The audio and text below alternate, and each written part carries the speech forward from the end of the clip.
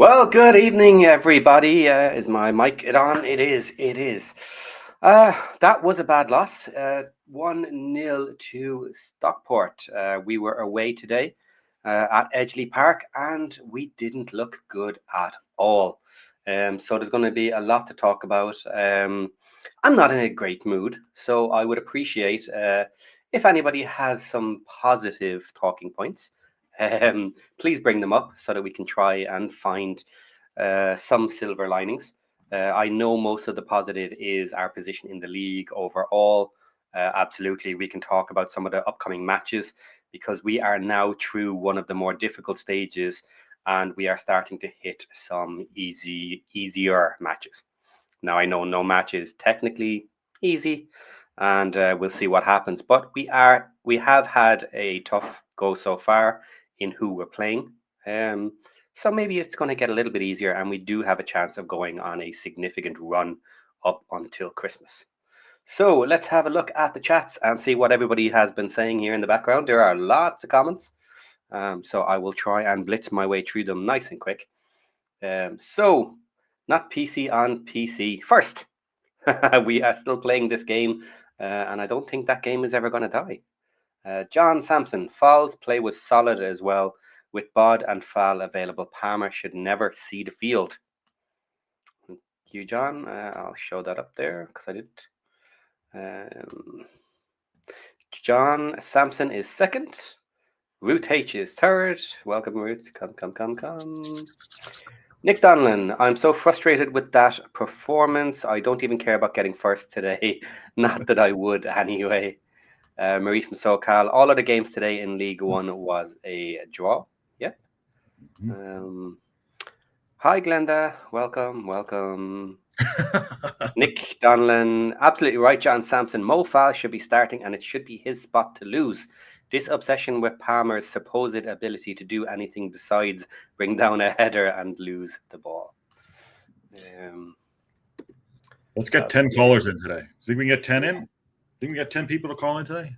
Let's see. You shout at them there while I read out these. Okay. John Sampson, I see passive play by Palmer trying to set something up. I see both Fall and Bod attacking every time they're near the goal. Yep.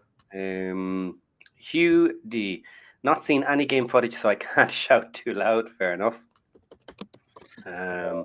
Root H. Nick, I agree it was frustrating to watch. I cannot help but think something is going on in the dressing room that we don't know about. Ooh. Conspiracy theories. Are we going to dive down that dark rabbit hole? I hope so. Okay. Goofy Splash. Most frustrated I've been after a game. Looked awful apart from the first 20 minutes. Hugh, you've been spared then if you didn't see it. Yeah, they have been spared. John Sampson. The comment during the game about Palmer always playing with his back to the goal couldn't be more spot on. I have thoughts about that, but we can talk about them later. Maybe Palmer's duties could be ending. Do you know something, Hugh? Come on, Hugh. What do you got? Add a few more comments to that now. Be more specific. What's going on? Yeah. Lexi, good afternoon all. As usual lately, due to circumstances, can't stay. Her abbreviated take is the ref set the tone. She liked him, and Callum was man of the match. Lee royally screwed up. Dobby made mistakes. Okay. Enjoy commiserating over this unfortunate loss. Well, we can't win them all. No, we shouldn't lose that way. We just dropped the link in there too for people to come in. I hope. Is it okay? Is it in? Yeah. I didn't put it up, so yeah. No, I just put it in. Okay. Yeah. Between this and the Tyson fight, I need to turn off the television for the weekend. Wasted time on a piss poor effort. Okay. Nice. Correct on all parts. I didn't like the softer referee in the second half. Yeah, a couple of crazy. Well, not crazy. A couple of badish tackles. I thought the ref was okay today. Yeah, it wasn't the ref's fault. It wasn't the ref's fault today. No. John thought it was very much like a lot of L1 games I've been seeing this season. Organization and effort from both sides, but very little quality in the final third, apart from Barry. Somewhat. Only one win today, sadly, against us. And Stockport have played a game more than us. Hugh is positive. Yep. Madal, Palmer and Bodvarsson too deep, playing as midfield. Any deeper, they'd be defence. On a positive, excellent pressure in the last 10. This is the talking point. We need to discuss that, how deep everyone is playing and how our defence is playing, because that is a major talking point. And there are, as I see it, pros and cons to it. North Wales guy. Do you want to say something, Joe? Sorry, go ahead. No, okay. go. I was going to give you stats, but go ahead. North Wales guy. There are ways to lose, and this was a very poor loss. Is it the tactics or the players? Okay. Maybe stick a little star on that one, because that's an actual question. Yeah. There are too many times when the ball goes in their box and we have no one there for anything to do with it. Okay, yeah, star that one. And then midfield. Okay, 3-star there. Next up, Chris Phillips. This team has a massive target on its back when on the road. We are our opponent's game of the year with Stockport. Okay, talking point there. Teams celebrate like they just got promoted when they beat us. Our road is harder than other teams. They're allowed. Okay. I'm just wanting you to comment, so I don't really want to dive into these, but I agree on the weaker teams. Yes, on the stronger teams, I don't think that holds true quite as much.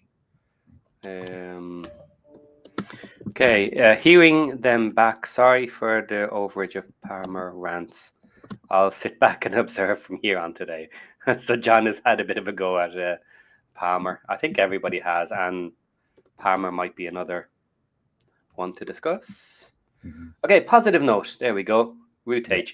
Burton, he was amazing today.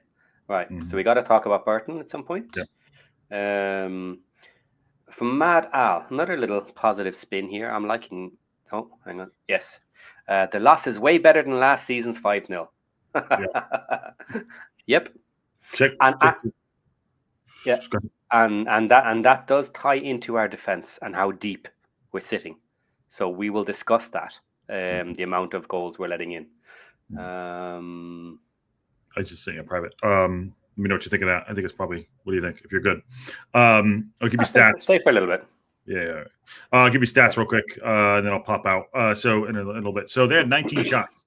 They had 54%. They had 7 on target. We had 9 shots, 1 on target, and they had 8 corners. We had 2. So, I mean, that was a problem. We were very lucky that none of those went in. Yeah. That's a lot of corners to be conceding. Yeah.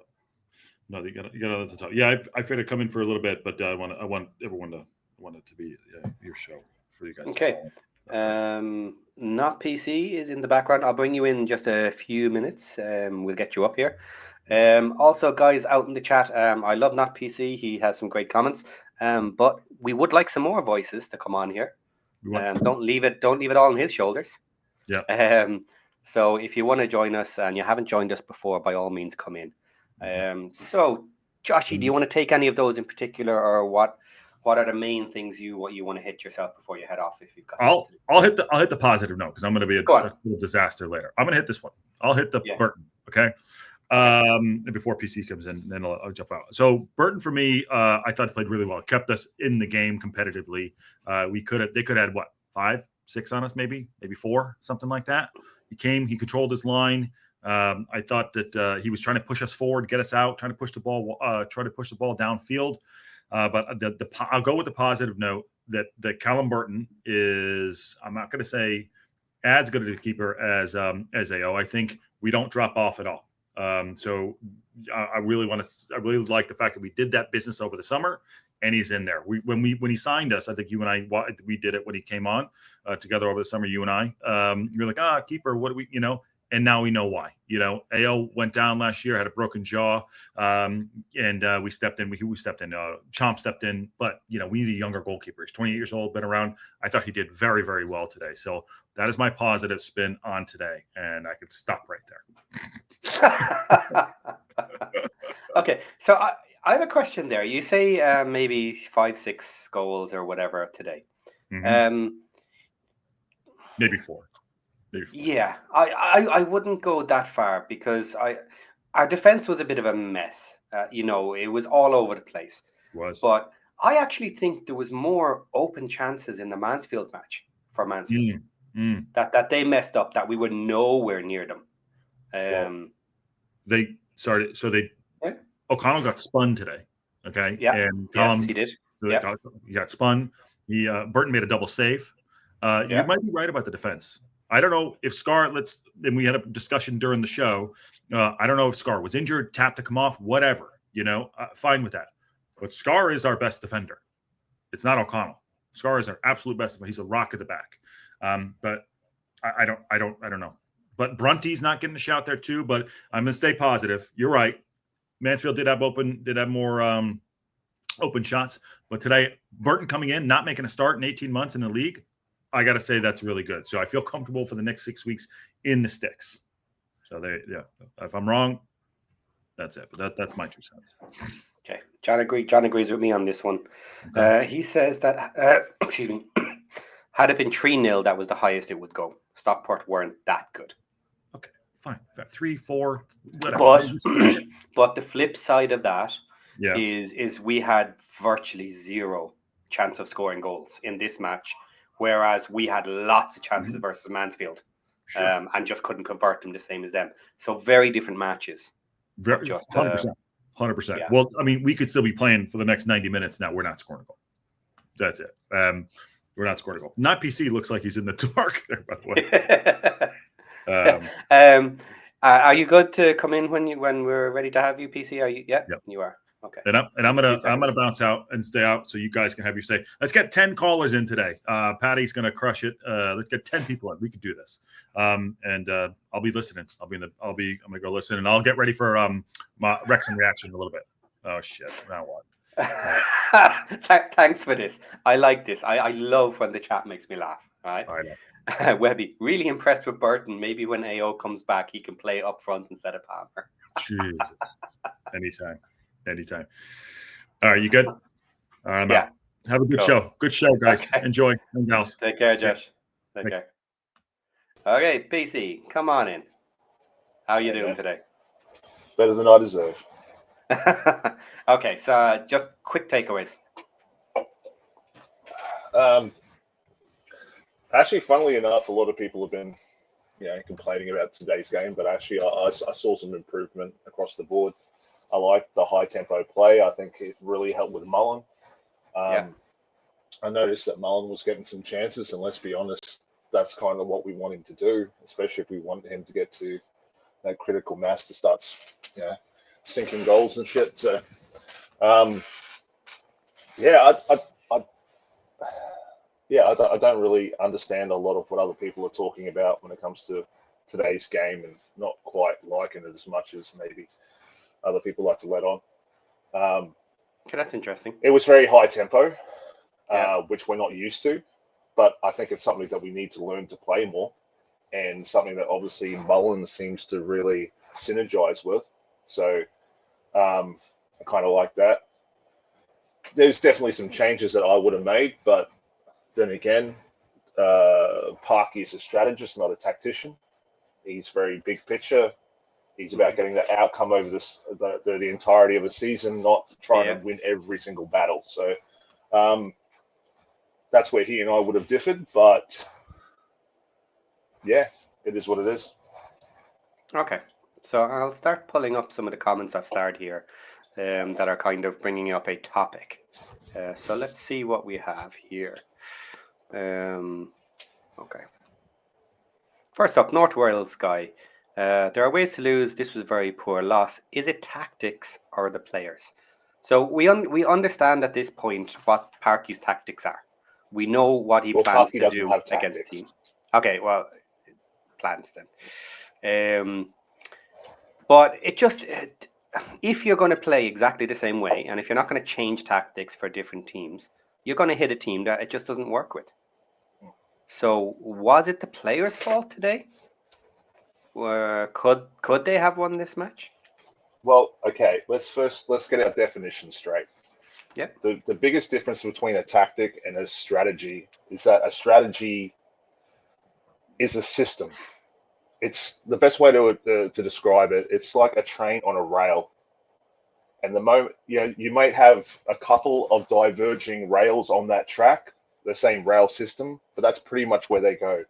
Whereas a tactic is more like a four-wheel drive. It's not going to get you there as fast, but you can improvise, you can adapt to whatever happens. With a train on a rail track, if it comes off that rail, it's fucked. Let's be honest. Okay. Parky is that train Good on a analogy. rail. As I said, he's about getting from point A to point B, and his point B is playoffs, maybe championship. Yeah. And so he's willing to sacrifice a game or two to try and get to that outcome, whereas a tactical person would be more process. Like a Pep Guardiola is more of a tactician. He's like, okay, this is the game I've got. Here's how I can throw a spanner in the works and completely mess up their whole strategy or tactic. But yeah, Parky's not like that. He's like, I have a system. If let's say you're playing basketball, if I throw the ball up into this part of the backboard, it always goes in. If I do this 9 out of 10 times, I'm always going to get this outcome, and that's the way I feel that he seems to see the team as. That's why you keep seeing the same things every week. He just wants to drill the same things into the same people week in, week out. And he feels that as long as these people get these things down, he's going to get the outcome more times than he's not going to get the outcome. And given the fact that we're in EFL 1, I mean, we're not a Premier League team. Yeah. So, I mean, I'd say more strategic managers rather than tactical managers seem to strive probably better in this league, because you can just out brute force other teams as long as you're willing to be consistent with your skills and with your players and stuff like that. On the player front, as I said, we didn't exactly play a style that we usually play, but I actually found that in some ways, some people actually really improved with this high tempo play. Lee, for instance, he played out of his line for me. Yeah, let's not get too far into the players, because I suppose that is the only strategy that he really had, and he did change it up a little bit today using different players. So we'll kind of go into the players. All he really did was dial up the tempo. Yeah. Yeah, because we were still using that mid block, same tactics. The only thing is that Barnett was getting pinned back, so we couldn't really play that kind of run into the those byline crosses from the right hand side. I mean, personally, as I wrote in the chat, I would have liked to have brought in Revan, to switch the direction of the attacking play. But again, as I said, he's a strategist, not a tactician. He's going to keep going, all right, this is the way I do things. These are the way things have always been done for me. And as long as I do them 9 out of 10 times, I'm probably going to get a result 9 out of 10 times. It just wasn't today. Okay. Comment here from Brian Burton. Parky just doesn't know who to play where and when.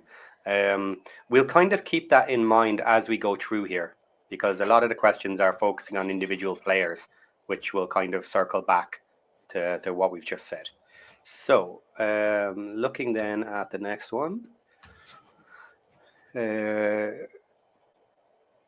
Okay, tactic. Glenda. There are too many times when the ball goes in their box and we have no one there to do anything with it. This was interesting because it very much, if that's happening, then it's very much a drilled structure that you get into a place, and from this place you cross the ball into that place. Now, it is not my job to check that the players are there. It is their job to be in the place that they're supposed to be when I pass the ball in. Especially your target forward. Yeah. So, considering that, are we? It is League One, and again, not everything works perfectly. Like, should those crossing it in be looking up to see that they're not just kicking it nowhere? You're supposed to be looking around you and have an idea.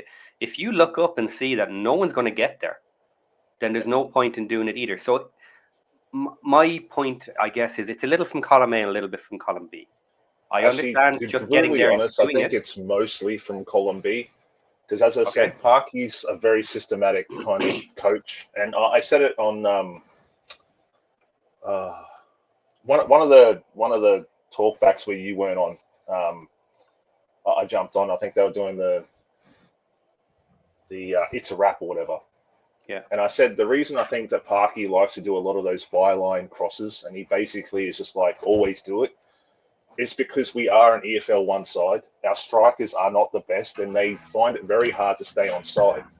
They're either never there in the box when you need them, or they're offside. Fowle is a perfect example. He scored one, and he missed another, and both times he was basically offside. The first time when he scored that goal was only because of a deflection. So I find at EFL 1, he's just trying to make sure that if he does get Barney down to the corner and put those crosses in, he knows he can kind of eliminate that. So as I said, the more times that happens, the more he's eliminating the chances that our strikers aren't going to be onside. So, but yeah, the target forward should be there. He should be doing his job. It is what it is. Okay. Right, next up here. Palmer, yeah, let's show this one. Palmer and Bodvarsson are too deep, playing as midfield. Any deeper, they'd be defence. On a positive, excellent pressure in the last 10. Okay. Yeah, so with this one, right, so we have to look at this as a season because we have been doing this all season. We have been very, very tight in defence.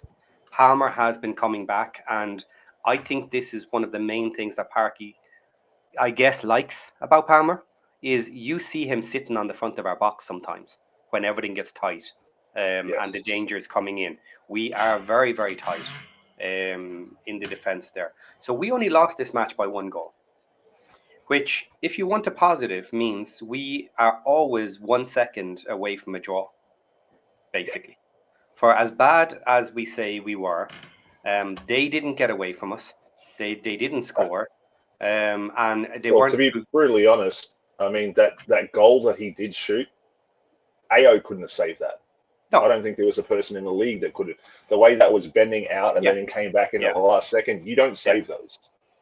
So, there's nothing that our keeper could have done. I mean, it's more of a defensive midfield and centre-back problem, leaving that window open for him, but it definitely wasn't a keeper issue. Yeah, if AO was there, all we would have got is the same dive. He probably would have got a bit closer because he's taller, but it would have bypassed him and gone into the corner. 100%. End off. Yeah. But right, so we're going to keep doing this. We're going to keep playing this deep, but it just didn't work today. We gave them too much of the ball, and our counters didn't work. Sorry? I said I wouldn't be playing them that way. I think our target forward shouldn't be coming as deep. I think our target forward should be leading the line. Mullen and Bodvarsson both like to play that kind of deep lying forward. He likes to come a little bit deep, almost like a centre attacking mid sometimes, just the way that they like to play around. I think our midfield needs to basically buck up their ideas, basically. And, you know what I mean? Like, I like the fact that in certain, especially when we've been out of possession for a long time, that they do come deep. Sometimes, especially on set plays and things like that. But I would like our target forward to be creating an outlet out the top and just basically hanging out on the shoulder and keeping their centre backs pushed back so they don't feel as free to come forward and compress us. That's my personal opinion, but Parky's obviously got his own thing. If he didn't want that to happen, he'd be saying something about it. But having said that, if I was Parky, I'd be fining Palmer every time he falls on the ground. You think I'm joking? No, I would. I'd be like, no, sorry, man. Every time I see you not fight to stay on your feet, I'm fining you a quarter of your week's wages, bud. If no buts. Yeah. So your job is to hold up play, not to be an Olympic diver. Yeah. Okay. Root H, positive note. Burton, he was amazing today. We went through this with Josh 100%. A little bit. Yeah, he was, and obviously we wanted signs that he can manage for the next 6 weeks, and we're not going to slip too far. And he absolutely has done that and more. You know, this was pretty much exactly like his first match, where we had Sheffield United in the cup. With the weird team of 11 random players. He was very, very similar in that match as well. The goals that went in that match, there's virtually nothing he could have done about most of those as well. So, yes, I do believe we're in good hands. Interesting to see the takes during the watch-along as to how good he is. And is he better than AO and whatever? I think it's a little bit early to start that conversation. In some ways, yes. In some ways, no. Which is my take. And it's too early. AO has great reach and great reflexes. Yeah. But Burton has a lot of the things that AO lacks. Yeah. He's better on with his feet. He's more composed when he's being pressured by those pressing, like when the forwards start to press. But he's also more willing to command his area and be that kind of composer at the back and just say, "Hey, I need you here. I need you here." Which you find that Scar has kind of had to take the mantle of with AO in box. And so I guess when you've got someone like Burton who's willing to take that role, Scar can focus on what he's actually doing. So, yeah, as I said, they both have their strengths and they both have their weaknesses. But Burton's aren't for lack of trying, that's for sure. Yeah.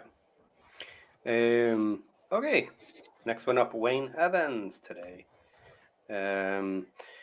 Mulls and Daddy starting might have capitalized better when we started on top and quickly. What do you think?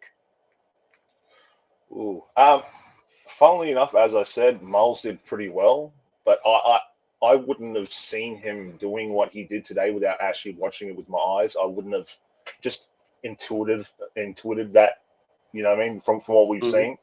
But he obviously clearly likes to, and I guess now that I look back on it, it kind of makes sense.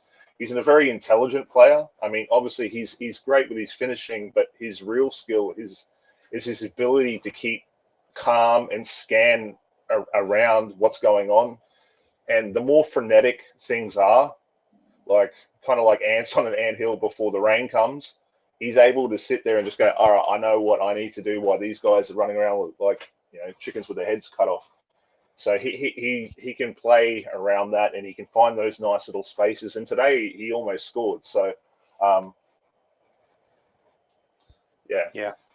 But some people were complaining about Budvarsson, and I'm like, I don't know why. He looked really good. He also likes to communicate with the other people up front. Especially, I noticed that he was doing a lot with Lee, where he's just like, I need you to push up here. That kind of communication, especially from the front, which you almost never see it. The only time I've ever really seen it with us is when Mull and Fowle were together, and he kind of felt like he had to babysit Fowle. But I actually liked it. It's good. It's good getting that kind of experience up front. Yeah, with regards to Budvarsson, they had very little options today. No crosses were coming in to the right areas. They were just getting blocked and deflected, and they weren't getting service on the ground, which we tend not to do coming up through midfield. So what did they have to work with? Very, very little. So on that match I wouldn't be looking at Budvarsson, and I guess that's another thing with Parky as well. Why did he take Budvarsson off? I don't know. I didn't see it. What time was that? About the 65-ish. Yeah, well, standard, pretty standard. It could just be his age, basically. Maybe, yeah, it could be. And Fowle definitely does need minutes, but well, he needs minutes and he needs time in the gym. To be honest, he looks like a bit of a flamingo. Yeah. And John says, as a neutral, Palmer isn't a League One player. Looks way off the quality for this level. Well, Palmer, as I've always said, man, he's a coin toss. some games he plays like he's the best player on the field, and others it's just like, what the hell are you doing, bud? Yeah, and he actually, I would actually put Macca in the same kind of category. Macca has those games where he's like, he'll score one, assist with another, and you're like, oh, why are everyone talking shit about Macca? And then the next game, you're just like, where was he? There's a few players like that on our team, so it just depends on which palm ends up, to be honest. Okay. Next one up from Brian Burton. We have Max played 3 games in 8 days, and that led to the goal. Maybe partly. No, I don't think that led to the goal. But it was poor defensively. But I also think that's, I mean, where he shot from is kind of more Dobson's area. I mean, don't get me wrong. If you're a back, you obviously need to be watching everywhere. But I'm like, it was a little bit more further out than just where Cluis was. So, I would have liked Dobson to have harassed a little bit more in that thing and slowed it down. Because if you give certain people too much space, then they're going to exploit it. So, we saw the same thing against Birmingham City, where their centre mids were just rifling them in from space. So, but some of those, as I said, you can't do much about. You just have to outscore your opponent. Look, at the end of the day, a positive from this is we weren't 2-0 down, as I said. They didn't get more on us. We were always within a single shot of getting back to at least a point. So that's the position you want to be in. Our defense is getting us there, but today was a bad day. There was some people talking about having Cluis play a little bit further up and Barney playing further up and stuff like that, and I'm just like, no, man, we don't want to lose that 3 at the back. That's probably the one thing where I kind of like about Parky is like systematic approaches, that he's like, no, I've got this formation, it works. And the only reason we didn't go down 2-0 is because he kind of kept it tight at the back. So, and in fairness as well, our defense does not get enough props for keeping the goals down to this level. 100%. So far. Same with Dobson as well. I mean, that's definitely a partnership between the backs and the centre defensive midfielders. So. So as much as we do have some issues scoring, our defensive team and unit is really doing the dog's work and getting very little attention for it. So that is something that we should be saying a little bit more. They did keep it close, even if we had a loss. Okay. More from Brian. Should we have played Brunt? At some point, probably yes. I do like the discussion that was being had in the chat that maybe we should be bringing Brunt on and trying to go up the left-hand side, because it's very clear that they had the right-hand side blocked and they were focusing there. And this again, it kind of comes back to your tactics and stuff like this from Parky. Well, that's more of a Revan thing, a Brunt thing. Oh, sorry, not Revan. Brunt. O'Connor's good enough as a ball-playing defender on that left-hand side to get him service. So, I mean, I said, like, anyone who knows me knows that I've got my pom-poms out for Brunt. To me, I don't understand why we ever play O'Connell when we've got Brunt. Not so much for the right centre-back position. Like, you could, in a perfect world, I would rather move Cluis into the centre because he's more of a quintessential defender. And then Brunt, obviously, on the right-hand side is maybe a right centre-back, ball-playing defender. But while he's in the team, Parky's going to use him. But to me, O'Connell should be more of a fringe player. Yeah. So, moving on again then. So, our left-hand side. Michael thinks this is the problem. Macca is not at his best at defense, so he believes Lee has been told to sit more in formation, and that's not his game. Lee's a Mazzala, like a half winger. He likes to get into those half spaces, and that's whenever he's playing like that, everyone's like, "Oh, Lee's back again." But because of, as I said, I've said it a few times, because we've changed the the attack from last season to this season, he's now kind of taken Cannon's role from last season, because Barney's the one attacking on the right-hand side, whereas last season was Macca attacking on the left-hand side. So they've kind of switched it, and that's why people complain about Lee not looking the way he did last year, and then even on the same way that Cannon doesn't look like he's playing the same way he did last season. I'm like, yeah, it's because they've completely mirror imaged the field, based upon which side which wing back is the more attacking, whereas the other one's the more balanced or defensive. So yeah, like today, I would have liked Revan to have come in the second half and played the more attacking, and then Barney played the more balanced, because he was getting pinned anyway. So like, if they're going to spend all those resources pinning Barney, that's good for us. Yeah, that just means we need to redirect somewhere else. And then Revan could have come through and played. And that, again, that's what I would have done. But again, Parky's a strategist. He's thinking 10 steps ahead. You know what I mean? Where I'm very much thinking like today and only today. So, yeah. Next up, Mada. Is someone else going to come on? Doesn't look like it. For someone else. Like, there's a lot of people talking in chat, and I'm like, come on, man, you don't even need to show your face. Well, preferably, but if we know you, then we'll let you away with it. But today, actually, I wouldn't mind keeping it just a little bit shorter anyway. So we'll fly through these, and we'll let everybody go off home and commiserate and cry into their beers and whiskies or whatever you want to do for the evening. I might need to go to buy some for myself. Let's see. So, Mada, when we play away, Barney is shut down and gets very little opportunity. So we need to switch out McLean and have Seb burst the runs. They'll switch and open up. What have I said? You're too lateral with delivery. You're preaching to the choir, man. Yeah, and sorry, this is what I started talking about earlier. For some reason, my brain went to this instead.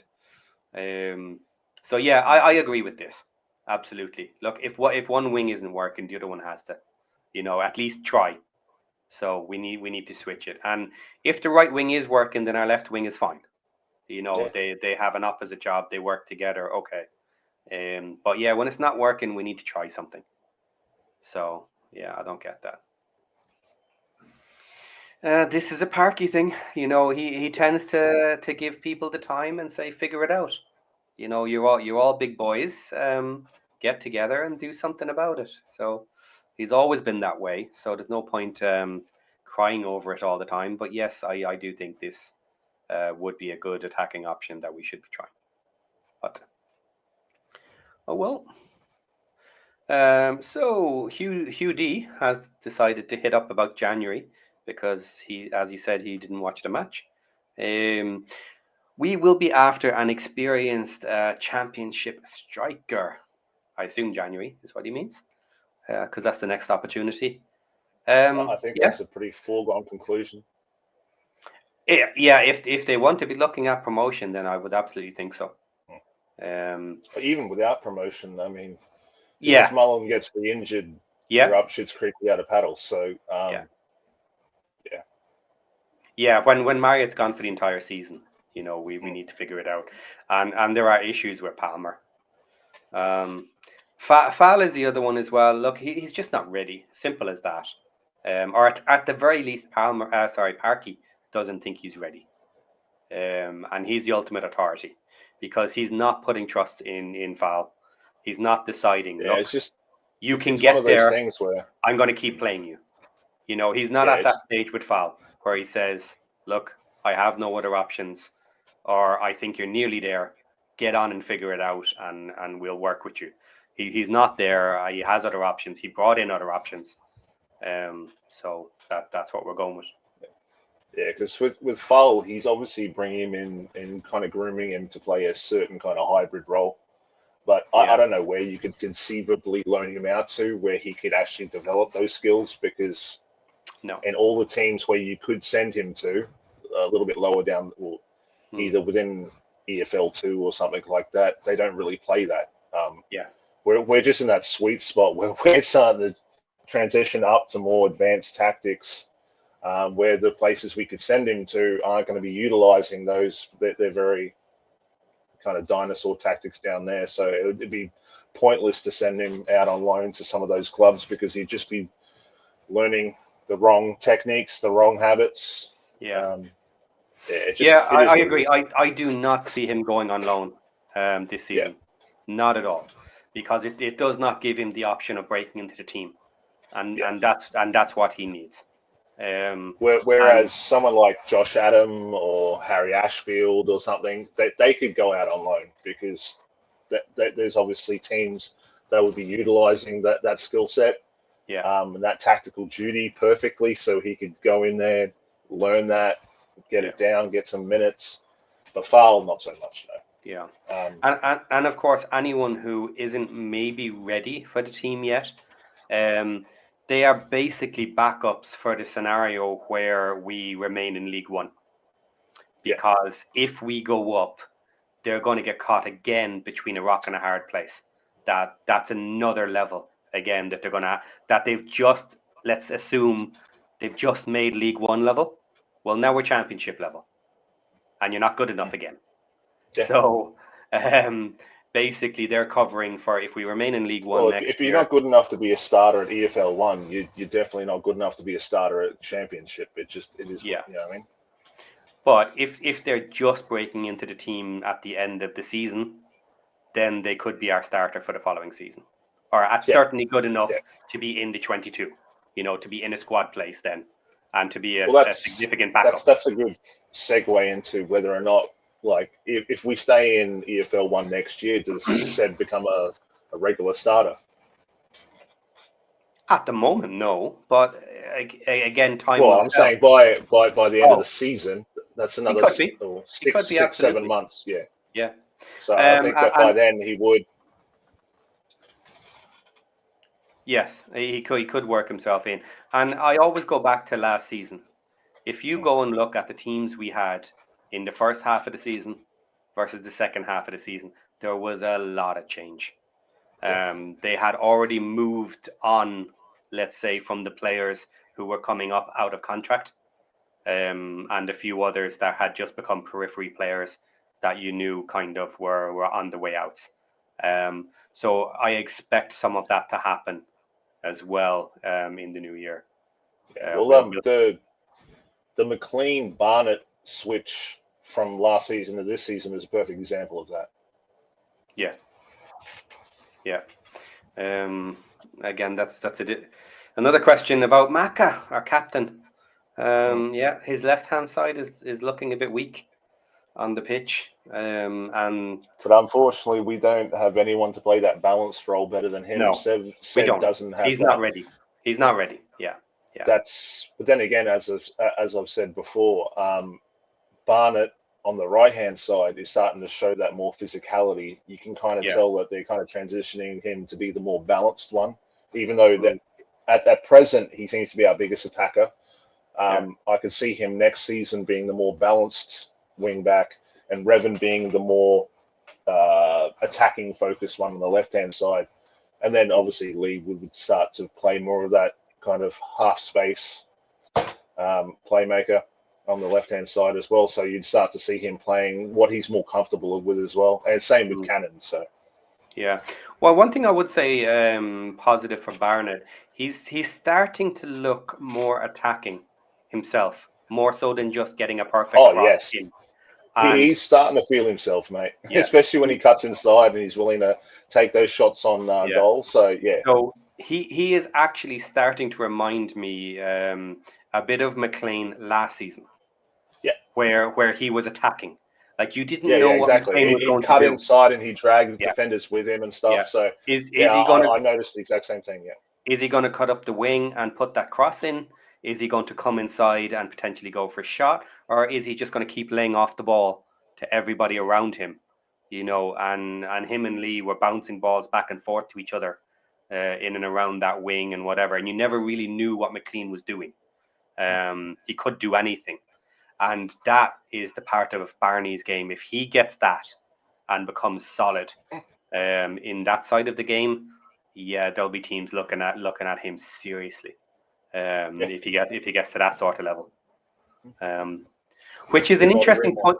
Which is an interesting point as well, actually, because if here's a question for you: if he jumps up a level, say to a higher level championship, because I don't think he's going to go to a lower level championship,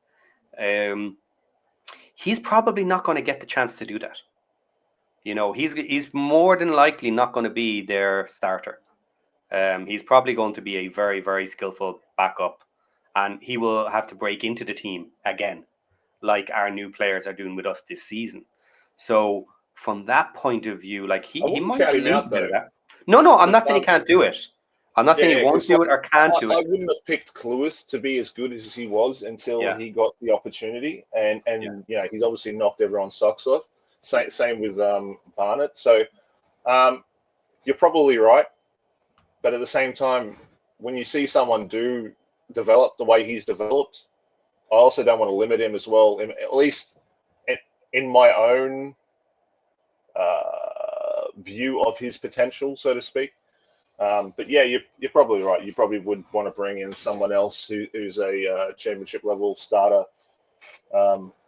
And I guess that would be actually a good idea to get him learning from that person as well. Yeah.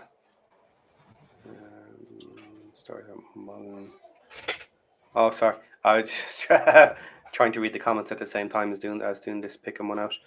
Okay, next up. Let's move it along. What have we got here? For a coach who's as good at management as Parky, he has huge blind spots with Palmer and Macca. Much so with Palmer, though. If I were a dad bod, I'd be pissed Palmer didn't come off too. This gets back to the reasons for substitutions, and it's a valid point to always remember. We don't know why he did the substitutions. It did look like he wasn't too happy to be coming off. In which case, was it a fitness issue? If he came back on after halftime, was his back particularly hurting him? You know, like it was Parky protecting him or whatever. He looks like a top level striker, and we were down a goal, and we were going into an attacking formation, kind of. You know, we were at that point in the game. So yeah, I don't really agree with why he came off or why Palmer stayed on. I'm sorry, but Palmer did nothing in attack. Okay, he has his defensive duties and he does well. He tracks back. He does what Parky wants. But again, this was the end of the match. This wasn't a time for defense. This was a time to risk losing another goal and go full attack. But yet Palmer stayed on. I agree with you. But as I said, like he's more strategic focused. He sets a system and he sticks to it. And obviously he's in the last 2 seasons it's paid off for him. No one can deny that. So as I said, well, we can sit here and backseat manage as much as we'd like, but I'm as guilty of that as anyone. Yes, we all are. So So, like, are you starting to get the impression that Budvarsson is not a replacement for Palmer? Well, no, he's a deep lying forward. He's not a target forward. So, if anything, he'd be playing the Mullen role. I mean, he is tall, or he's fairly tall, and he's got a bit of mass to him, but he's a deep lying forward. So, he'd be playing on that side where Mullen is. It's probably the reason why Mullen replaced him on the field. So, maybe he walked into the game, so like, all right, Bod can start this, Mullen can come in at the end. So, which basically puts us with Palmer back in the same situation, is that Fall isn't ready and Parky doesn't particularly trust him. No, you're right. Enough to let him take over and kind of take that position. But at least he's getting minutes. I mean, there's a lot of games where he wasn't. So, he is. The very fact that they're starting to give him some means that he's probably going to get a little bit more and a little bit more. And so, you know what I mean? Even though people are saying they're not trusting him, well, he's trusting him gradually more each game. So that's an improvement. So. Yeah, and in fairness, considering he is a bit younger and has to learn the role, because like it's not something that's very easy to do, because other teams don't do it. then he needs a bit longer to get into the team. So that's in not fairness, he's kind of learning too, because he's being groomed for a future role. Yes, but at the same time, he's kind of having to learn the role that they need him to come on and fill in at the end of the game. So the very fact that he's not getting a lot of game minutes, I mean, he's pretty much just all in training. So I think he's it's one of those kind of watch this space situations. Yeah. From Harrison, do you think Wrexham are riding their luck a bit with recent games, getting results in games that the performance didn't deserve, and now with a tough next 3 games, could we see them fall down the table? So first up, there's a few parts there. Have we been riding our luck? Not a crazy amount. Back and forth, there are games that we have drawn that we deserve to win. And we have kind of won games that maybe we didn't deserve to win. Well, like a couple of games ago, I mean, like for instance, today, actually, I think it was yesterday for the Tyson fight, I wrote in the chat that I wasn't 100% sure that we were going to win this game because I didn't see where the goals were going to come from. But I had the same opinion for the last 3 games. Yes. But at the same time, I've also said that it's a coin toss whether the centre backs, like our defence and our midfield, gets a goal from something, just from somewhere. Sometimes it'll be from a set piece. Sometimes it'll just be like Barney putting in a goal because he doesn't trust Mullen. But like every other game, our defence and our midfield is kind of carrying our strikers. But if you keep doing that over multiple games, there are going to be games where they're just not going to score. And at the end of the day, you shouldn't be relying on your midfield and your defense to essentially get the win. I mean, you're going to find yourself running into games like today against Stockport. To be honest, today we deserved a draw, but you can't take away what Barry did. So, as I said, like I pretty much walked in. I don't like to be pessimistic to be pessimistic, but I didn't think we we're going to win this one. Okay. So next part, then we have tough next 3 games. Well, let's have a look at them.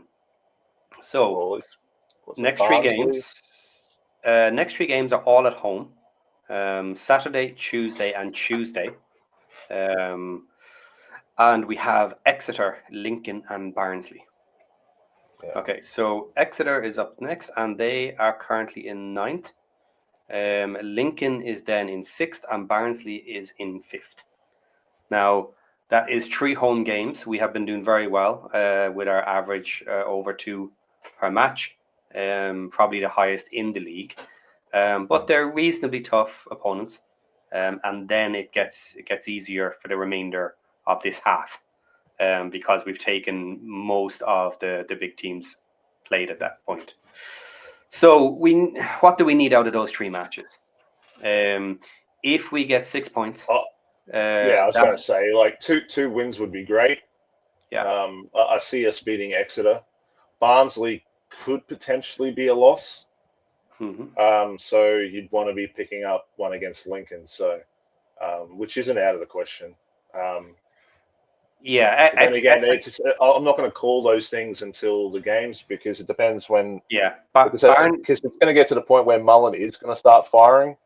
Yeah. But it's just when that happens, he's a switch. He's either off or he's on. But once he's on, he stays on. So yeah. Well, Barnsley are beatable as well. They're a solid team. They are strong, but they have had some poor performances and some poor results as well. So at this end of the league, nobody is unbeatable, including us. Oh no, we're all in around this level. They're all solid teams, but it's home for us. So yes, I think kind of if you're keeping the same form, you would want 6 points as a minimum out of the next 9, considering they're all at home. hopefully. Yeah, I was going to say all three being home means that I would trend towards at least 2 wins. Yeah. If we don't get that, then I would be a little bit concerned. So. Yeah. Of course, it depends on the style of what happens, but yes. But if we take out 6 points out of the next 9, we are just slightly below the Magic's starting number of 2 points per match average. So we are really in amongst it with those easier matches coming up next. So what are those easier matches after those 3? Let's have a quick look at that. So once that is done, we next on December 7th have Burton Albion away. Even though it's away, you would say that should be a win. Yeah, that should be almost a guaranteed win. We have we are at home then to Cambridge. That should be a guaranteed win. Again, you'll be fancying a win there. Bristol Rovers away. They've had some good matches. Yeah, I was going to say that one's a little bit. How's your father? Yeah, see how that one goes, but who knows? And then we have Blackpool at home. They are in terrible form at the moment. Yeah. They can pull off a victory here and there, like any team can. But yeah, they're in bad shape. So yeah, I haven't been impressed with anything I've seen of late. So you're looking at like kind of 9 points minimum out of 12 in those 4. You know, that's kind of the target you're at, including 2 of them being away, which is pretty healthy. Which is very healthy if we get to that point. So that's a solid kind of half season, which will be nearly at a couple more matches, and which means it would be outperforming my prediction, because I said that we'd end the season at the lower end of the promotion places. So if we're still around 3rd or 4th, yeah, they're definitely outperforming my prediction. So, and that's with Marriott and a few other people injured. So that's good. And a quick comment I saved here from earlier, but never put up.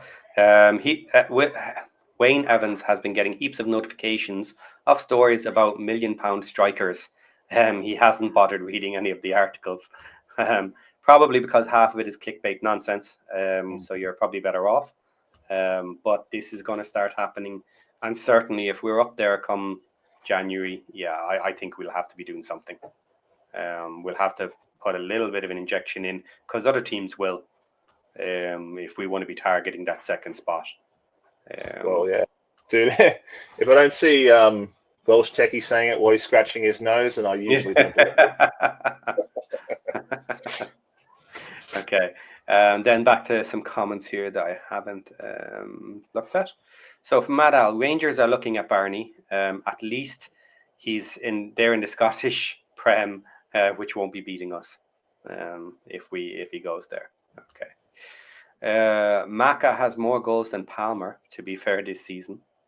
Were we unfair to Maka? I don't know why people keep saying that a supporting target forward needs to be scoring goals.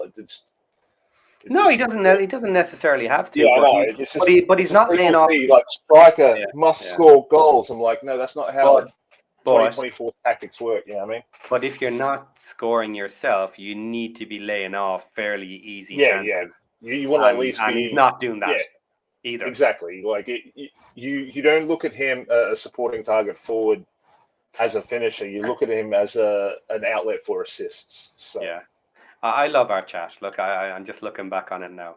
So that then is followed up by, so does Clewitt. And then followed up by, so does Marriott, and he's got a broken leg. So it's not that hard to do, apparently. Okay. Mad Al. I'm 6'5" and I'm happy to jog up and down the halfway line for £3,000 a week. Hey, same. I'm 6'4", so yeah. I mean, I used to play the target forward role. Yeah. Mary, I thought we were going to draw at least, but loving the Stockport rivalry. Just with regards to rivalry, like, what's your thoughts on this? I love rivalries. I love being friendly with teams around us.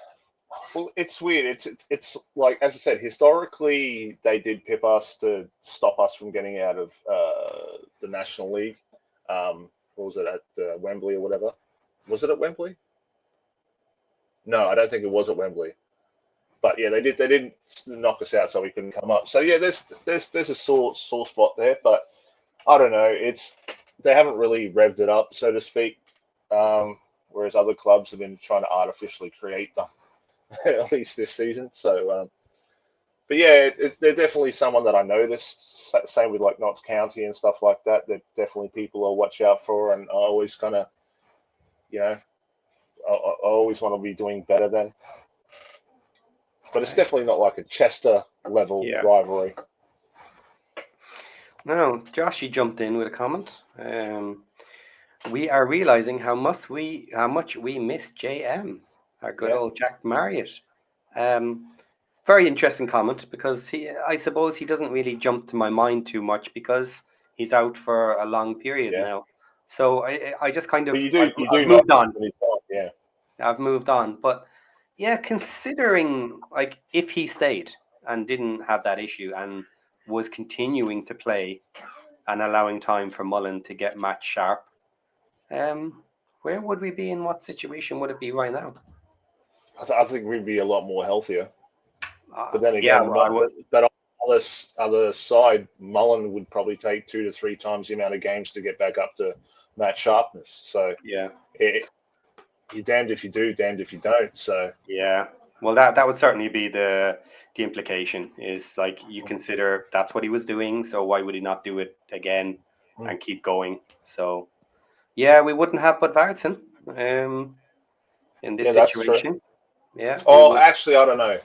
Well, I think they were still going to bring someone in. Yeah, maybe it's the only option. Spot, yeah. So. Yeah. Okay, so then that's pretty much it. David Chamberlain, disappointing result. I think that just sums it up. It was disappointing. We would have loved to at least come out with a point. 1-0 sucks, but 1-0 sucks, but it's not the worst in the world. Yeah. No, exactly. Like, at the end of the day, I look at the scores, but I also look at what our team is doing, how they're progressing, how they're declining. I'm fine with the way the guys are performing. It's just one of those things. You're not going to win every game, and Parky's going to make sure we're trying to win more than we're losing, enough to get us to the outcome that he wants. So, big picture stuff. We're not on a slide. We have that's it. He's a general, not a sergeant. Match. Yeah. We've just lost a single match. Suck it up. We'll live and fight another day. That's it. And sometimes you lose the battle, but it's all about winning the war. So. Yes, and it looks like we are kind of winning the war, because certainly exactly. Getting into definitely outperforming the predictions. Yeah. So. Look, playoffs has to be an acceptable result. Now, of course, we'll aim for that second spot when it becomes realistic, when it becomes closer. We might target it come January with a few new players or whatever they're willing to do. But so far, an excellent season. So let's not all panic and worry. But we do need to discuss these things as an individual match, because we don't see what goes on behind the scenes. So yeah, I had fun with the match. You know what I mean? As much as I was disappointed and having a bit of jokes, especially, and whatever, it was fun. I thought that was very entertaining. Yeah. Okay, so next up is Josh. He is going to be doing his reaction shortly after WREXtra Time, and the interviews are up from Parky. So it has been just over an hour today, this time. The hours go quick when we just start chatting. So thanks everybody for coming in, and some of you guys, come on, next time, do your hair, put on your makeup, and jump on stream with us, so we can have a few more. Exactly. So on that bombshell, people, come in and actually talk to us. Thanks very much for coming on, Not PC, and I'm sure we'll see you again. And love having you here. Life is long. Life is long. Take care, guys. We are out. Bye.